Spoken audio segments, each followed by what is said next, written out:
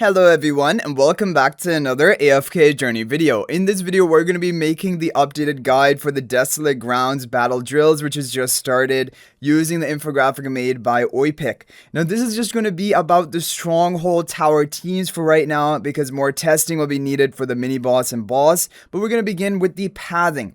Now the pathing is important. You have two fortresses to begin with. The right fortress is going to be a damage boost and the left fortress is going to be damage reduction. So your stronger players ideally should be starting on the right fortress.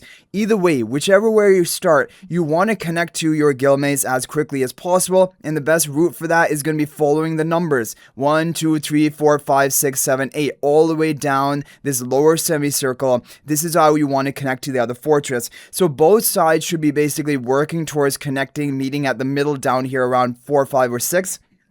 Because you're also going to pick up 2 buffs in the process of doing this. Then you're going to share your camp level. That's going to increase your overall stats, and it will allow you to clear the rest of the map much more easily. So that is the important thing about pathing. After you're done and connected from this way, you're going to want to go and work your way around the upper side semicircle 10, 11, 12, 13, and 14.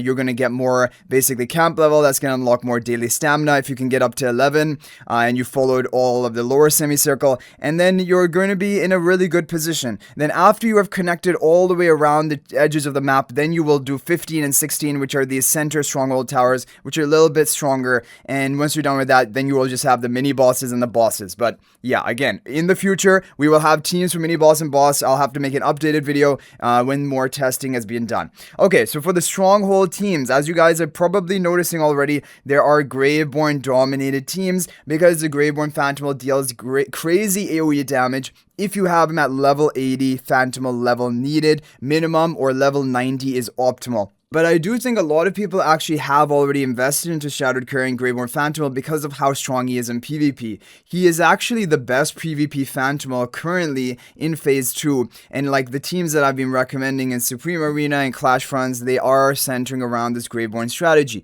So hopefully you do have that. And then if you do have that, Bonnie basically is going to be a great target for the Shadowed Carrying, because she can spread her debuffs and then he will deal his bonus damage when the whole enemy team is debuffed. The other good target is Shadewing. So for Shadewing, you're going to need him. If you look at the requirement, Supreme Ascension like +5 exclusive equipment should be enough. If you have him there, then you should run the Shadewing team, and it can be really good for you. But do try to get the Shadow Carrying to like minimum level 80 Phantimal is usable at that point. Level 90 is optimal, but if you can't get there right now, level 80 is totally fine. Like you can level it up alongside your AFK stage pushing Phantimal. If it's Wilders, you can have Wilder level 80 Graveborn Phantimal as well, and you're gonna do really well. But yeah, the first team is very free to play friendly. Everyone should have most of these heroes. So blue turn on the right, pink turn on the left, and you guys see all the position here.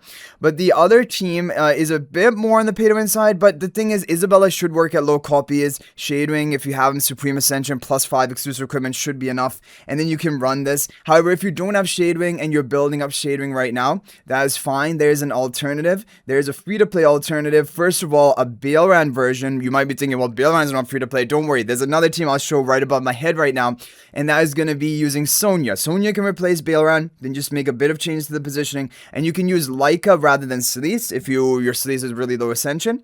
However, if you have a good Celise, or maybe equal Ascension Celise and Leica, just go ahead and run Celise, even in that free-to-play team, or also in this team, and it will be slightly better for you. And this is with the Crescent spell. Basically, Siren groups up enemies, and Baelran like destroys them along with Pheromore. And same kind of strategy with Team 1. Iron groups them, and then Shadow Carrying is going to deal massive splash damage, and then, Shemira also bursting them. So that is basically the strategy behind all of these teams, because Stronghold Towers are 5 enemies. Of course, you want great AoE damaging teams. Now, one just quite quick note to mention, Tower 4 specifically is one of the harder ones, because it has these 2 enemies that just run all over the map, and so you cannot actually keep them locked down in crowd control. And so these kind of stronghold teams, they struggle a bit into, for example, that Stronghold 4. But most strongholds, these are going to absolutely destroy them, maybe even one-shot them.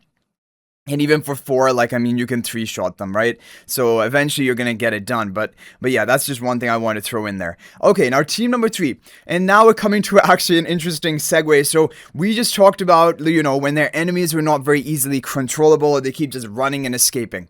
Now for those maps, it is really good to have this team number 3. Team number 3 is very good because it has, you know, it just has massive damage and also massive crowd control. Because eventually Saida's gonna go off and she's gonna lock down the enemy. And then Silven, he periodically just keeps casting gravity collapse, and casting pushes back enemies, and so like you're gonna have some decent crowd control here. Now if you don't have Kulu or Saida, you can replace one of them with Mihira. The thing is, Kulu can work at 1 copy, so like, I mean, you can use Kulu 1 copy, Mihira 1 copy, and work it, make it work. But like, if you want to use Saida, she needs to be plus 15 exclusive equipment. That is essential. But if she is there, this is an insane team.